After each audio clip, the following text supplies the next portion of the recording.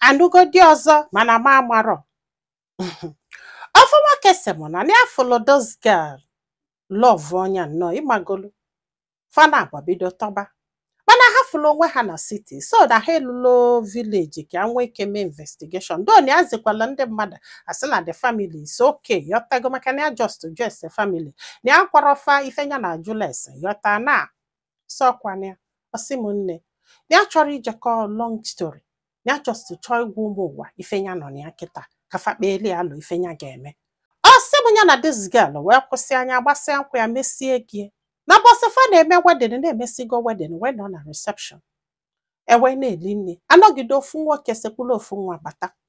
Si ndị mmadụ bido tamuwe ịmagolo ntamu ebe niile ya na-asị kedu ife na-eme na ịghọtago ka agbala ife na-eme no. Nwanne ya nwoke wee jajụba ndị mmadụ maka ntamu dozi too much ịgbagolu. O wee bụrụ na ọdie na ofu nwa ọmụrụ ya wee bata nye na nwunye anya nwunye gbakụọ. Osimunne ịmana this girl anụgo di mụta ofu nwa wee sibe di wee nata. Ya na ya na-abụ wee kwụọ for 2 years na ọ gwara ya until that day a na-eme wedding ya ma. Osimu ka a na-agwa anyị ha kịta na ya si na wedding hall wee pụọ jee na hotel jee lodge ya. Na ya nọgo na hotel 2 weeks wee jebe na nke nwanne nwoke. Osimunne na ụfọdụ ndị mmadụ nwere ike ime ebe ife anụnwa mere mana ya chọrọ ka ndị mmadụ mara na ife ya chọrọ ịma bụ onya gaa n'iru n'ụba doskel maka na ihe uche na-agwa ya kịta bụ ya nọsịa na nke nwanne nwoke cool down na divorce doskel. Na ya nwere ike ịgba na nwaanyị nwere ike ịzụ ụdị ihe anụnwa. Ịghọtago na ọ bụrụ na that man abatara na ị nwere ike ịma n'ike kwụọla ọtọ gwa ya ego niile ya spend n'isi doskel. I love you nya gwala doskel. O nwere ike ịgwa sị ya na ya anụbugokwanu di na ọ dabara alafa and na ọ bụ na ọ gwala ya na akala ịnụkwali this girl. Mana ife na-ewutezi ebu mgbe this girl ji wee keep such secret. One ka ọ dị unu ka o keepụrụ nya amabe. Afọ ifugo na enwere ike nya in fact na-eluzugo trust na-eluzugo everything na wee chọọ ka agbala ife ndị mmadụ nọ.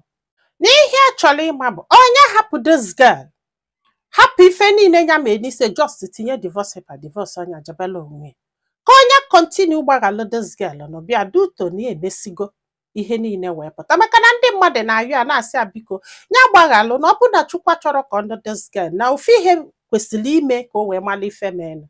Mana ebe Chukwu zonesiri ya fancha niile ya hapụba. Osimu na ya hapụba na ya man trust this girl. Osimu na ya hapụba na ifunanya ya nwere ebe ọ nọ ekego ụzọ na aba. Onye ya gwala ọsị you will build it back just forgive her. Ịgbagoro ụdị ihe anwa. Osimu mana o siri ike because na ihe awụ nnekwu butere ka a ga-akpa ya. Yes. Nya funuru ụdị asị dị otu a.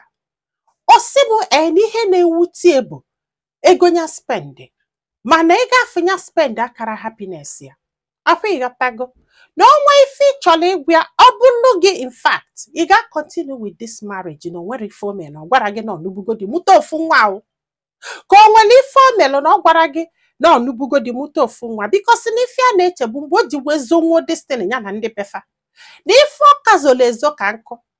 Na ife ọkazolo ezo ka nkụ. Chei!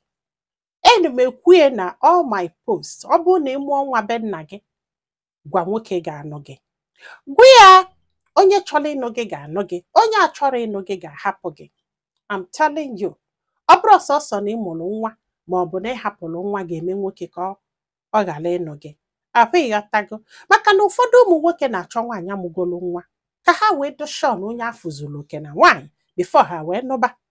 Afọ ịghọta ife mmiri mana izu ezo na isi asị ọ nwekwa ka ọ dị o. Ọ dịrọ mma onye ọbụla sịkwa ọbụla ya. Cheo ebele this guy emegbuolu m and ọ sị na ya chọrọ mmadụ ime bịa na in fact ọ sị m na ya chọrọ in short na ọsọ mọrọsịkwa m ka m ga-esi wee kwuo afụfụ niile. Chei